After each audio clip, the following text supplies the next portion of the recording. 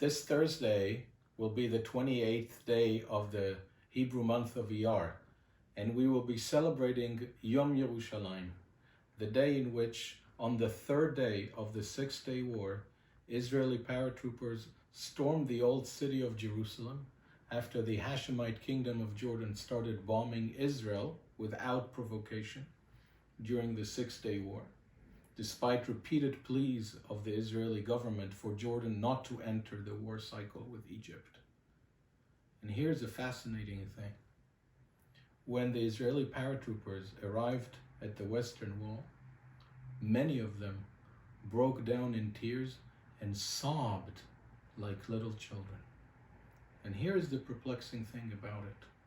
Many of these soldiers grew up in kibbutzes, and in a kibbutz, like many of my beloved relatives and family grew up that I loved visiting in my childhood, you don't find a mezuzah on the door. You don't find a synagogue in the kibbutz. By and large, in the secular kibbutzim, one does not fast on Yom Kippur or refrain from consuming chametz on Passover. The kibbutz, the secular kibbutz, has been historically a place where we apply the ethical teachings of Judaism.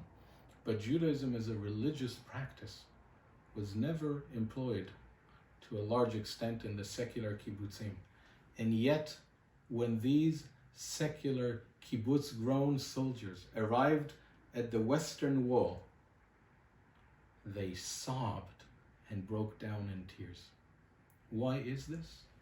I think the answer to that is mystical and Kabbalistic, and can be found in the foundational book of Chabad philosophy and psychology called the Book of Tanya, in which the Alter Rebbe, the first Chabad Rebbe, Rabbi Sessler Zalman of Liadi, teaches us that deep inside the heart of hearts and inner core of every single Jew, there lies, in his words in Hebrew, ahava mesuteret, a concealed love for holiness and for God Almighty.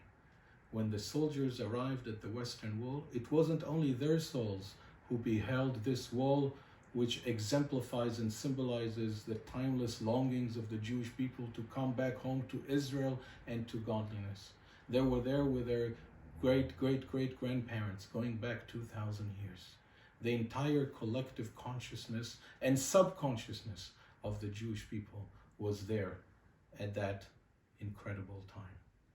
Let us excavate as best we can the ahava mesuteret, the concealed love within every Jew for holiness, for godliness, for a life of inner stature and sacred elevation.